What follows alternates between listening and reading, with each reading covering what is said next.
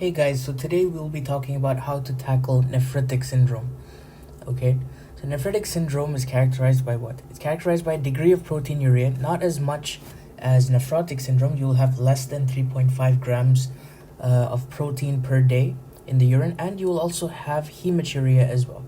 The hematuria is one of the other staple features. Because of the hematuria, you will have RBC casts, so red blood cell casts, and you can also have azotemia, increase in urea essentially.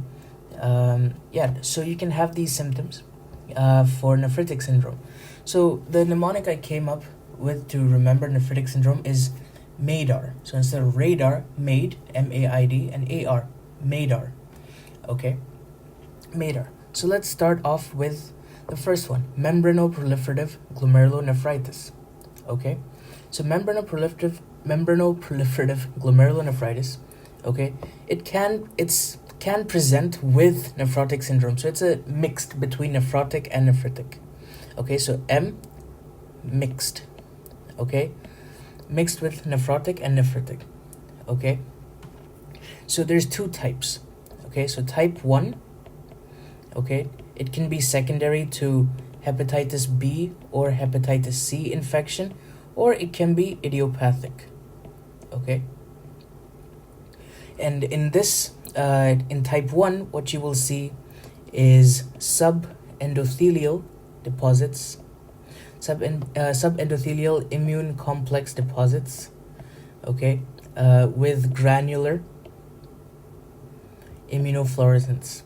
Okay, so membranoproliferative glomerulonephritis mixed with nephrotic and nephritic. Type 1, you'll see secondary to hepatitis B or hepatitis C, or it can be idiopathic. Okay, you will see subendothelial immune complex deposition with granular immunofluorescence. Okay, now type 2, okay, is associated with the C3 nephritic factor. Okay, so we got 1 and type 2. Type 2 is to do with C3. Okay, what comes after 2? 3. C3 nephritic factor. Okay, this is the IgG autoantibody, and this stabilizes C3 convertase. Okay, so you have, once this is stabilized, you'll have persistent complement activation. So complement activation keeps going. Okay, it keeps going. So what you end up with is low C3 levels. Okay, low C3 levels. Okay, so this is also known as dense deposit disease. Okay, the common aspect of both of these together is what you will see on on your hemolysin and eosin staining, or PAS staining. Remember the word tram track. Okay, tram track appearance. This is a key word to look out for in a question.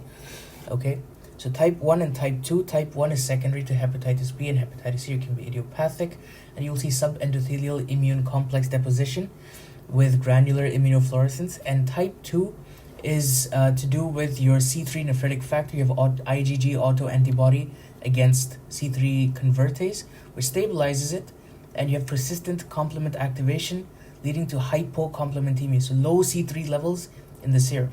Okay, both of these you will see on staining with H&E. You will see tram track appearance. With regards to Alport syndrome is a genetic disease. It is mutation in your type 4, okay? Type 4 collagen. Okay, mutation in the type 4 collagen. What you will see is thinning and splitting of the glomerular basement membrane. Okay, this, you have to remember, is X-linked dominant. So in a question you will see some family members with this condition. Okay, family history. So family history is important. This is X-linked dominant. Okay, X-linked dominant disease. You will see eye problems. Okay, eye problems such as retinopathy.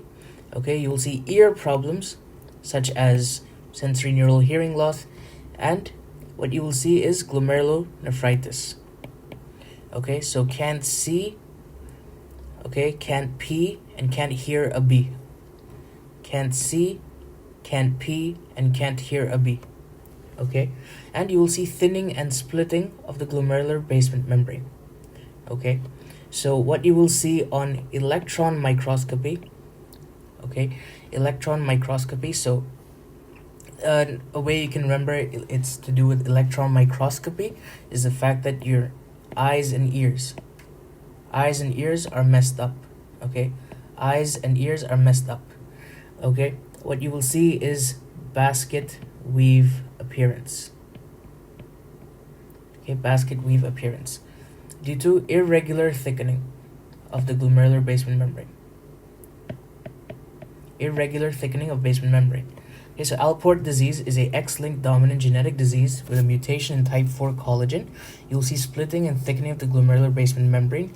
What the symptoms are can't see, can't pee, and can't hear a bee. So you will see eye problems such as retinopathy, ear problems such as sensory neural hearing loss, and you will see glomerulonephritis.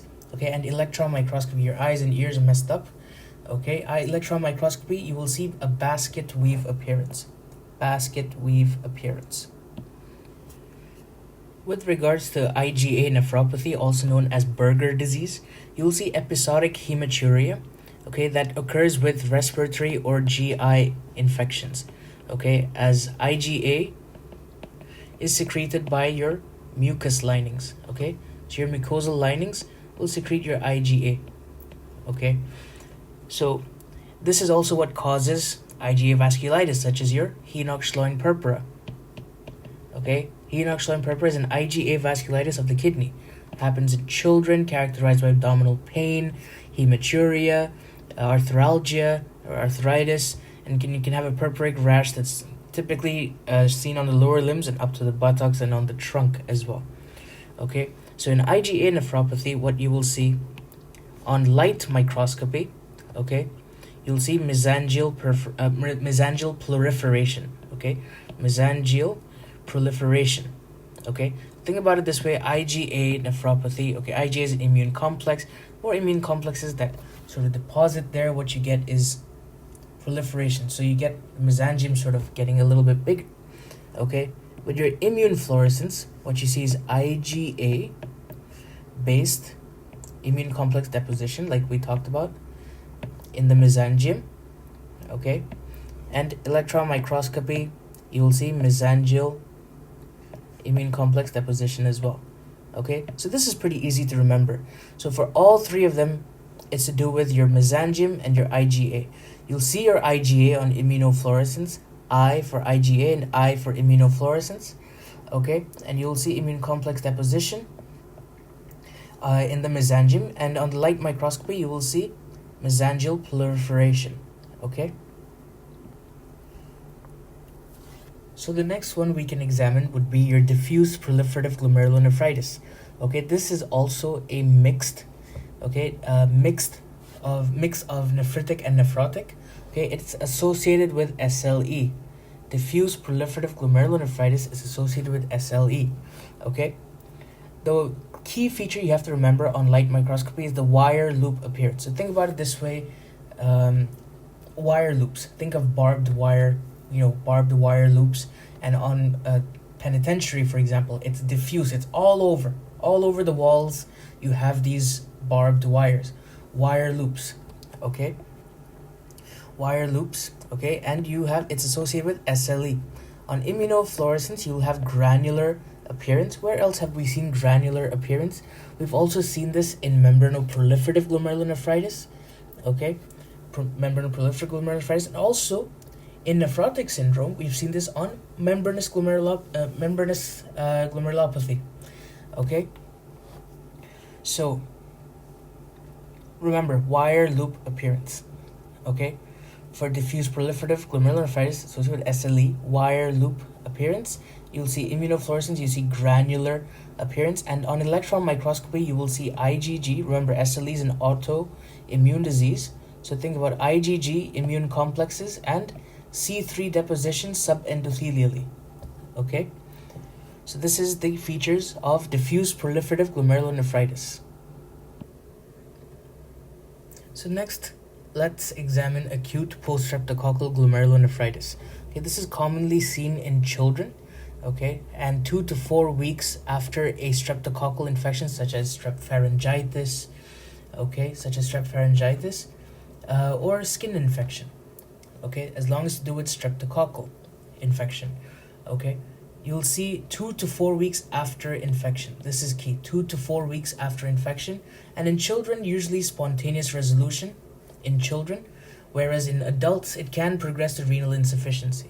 Acute poststreptococcal glomerulonephritis is a type 3 hypersensitivity reaction, okay, type 3 hypersensitivity reaction, immune complex deposition, okay. It will present with edema, tea-colored urine, okay, positive streptococcal titers, for obvious reasons, and low C3 due to consumption. Think of an infection. Infection is consuming the antibodies and glucose and things like that in your body. So C3, low C3 is consumed. C3 is consumed, so therefore you have low C3 levels. Okay. On a light microscopy, because it's an infectious inflammatory condition, you'll see enlarged glomeruli and hypercellular glomeruli. Okay, there's a lot of activity going on. With immunofluorescence, think of this, children love the stars, okay? Children are little angels, they're, little stars. So starry sky appearance, okay? Starry sky appearance. Granular appearance will be can be seen with IgG, IgM, and C3 deposition in the glomerular basement membrane and the mesangium, okay? So think of it, what do we need for the stars? We need IgG, IgM, C3, all these little things depositing to create a starry sky. Think of it that way. Okay, and electron microscopy, you will see subepithelial immune complex one with type 3 hypersensitivity. So immune complex humps. Okay, so acute poststreptococcal glomerulonephritis is seen in children 2 to 4 weeks after the infection. Okay, it can have spontaneous resolution in children, and in adults may progress to renal insufficiency. It's a type 3 hypersensitivity reaction, presents with edema and tea-colored urine, positive streptococcal titers, and low C3 due to consumption. In the light microscopy, you will see enlarged glomeruli and hypercellular appearance. On immunofluorescence, you will see a starry sky appearance, okay, and you will see a granular appearance as well due to IgM, IgG, and C3 deposition in the glomerular basement membrane and the mesangium. And electron microscopy, you will see subepithelial immune complex humps. Lastly, let's look at the rapid progressive glomerulonephritis. So now this is slightly complicated, but let's make it easy. So the thing about this rapidly progressive, so this will have a poor prognosis. So since this has a poor prognosis, let's shed some light on this. Light microscopy, you will see a crescent moon shape. Okay, crescent moon shape. Rapidly progressive glomerulonephritis is associated with a crescent moon shape. So remember the Nike sign. Nike sign, although it's not a crescent, it's a little bit like it. So rapidly, Nike, you run. So it's rapid, and you get a crescent. I'm just trying to make this easy. So the crescent moon shape has deposition of fibrin, C3b, glomerular parietal cells, monocytes, macrophages. So a lot of different components. Fibrin, C3b, glomerular parietal cells, monocytes, and macrophages. So there are two types, okay, that we have to look at. One is Goodpasture syndrome. So Goodpasture syndrome is basically you have antibodies against the glomerular basement membrane, okay, which will give you a linear immunofluorescence. Okay, it affects the lungs and kidneys, so patients typically present with hemoptysis and hematuria. It's a type 3 hypersensitivity reaction, okay, and treatment is with plasmapheresis. Okay, treatment is with plasmapheresis, not steroids, plasmapheresis. Okay, plasmapheresis effectively helps remove the antibodies from the circulation. Okay, next you have your negative or posse-immune glomerulonephritis. So there's no Ig or C3, no immunoglobulin or C3 deposition. Okay, there are two types. You have your granulomatous polyangiitis, okay, which is previously known as Wegener's, you'll see a positive C ANCA or PR3, okay, C ANCA. Or you can have your Churg-Strauss or microscopic polyangiitis. So Churg-Strauss, classically seen patients presenting with hemoptysis, and they have a long-standing history of asthma.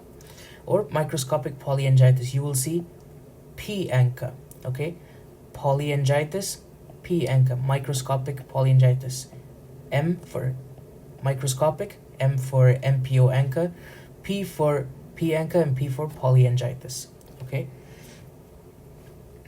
Okay, so these are the two negative or pothy-immune rapidly progressive glomerulonephritis, okay?